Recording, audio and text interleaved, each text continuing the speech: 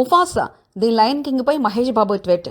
Disney classic Lion King కు prequel గా రూపొందించిన ముఫాసా ది లయన్ కింగ్ రేపు గ్రాండ్ గా విడుదల కానుంది.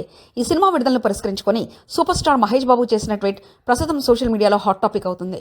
ముఫాసాకు గాత్రం అందించడం నా జీవితంలో అత్యద్భుతమైన అనుభవాల్లో ఒకటి. ఈ ప్రాజెక్ట్ ఎప్పటికీ నా హృదయానికి చాలా దగ్గరగా ఉంటుంది.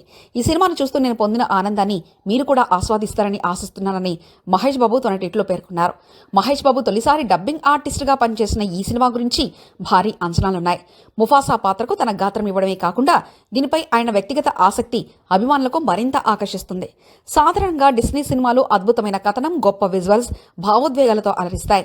ముఫాసా కూడా వీటిని మించిన అనుభూతి అందిస్తుందని ట్రైలర్ విడుదల తర్వాత అందరూ భావిస్తారు.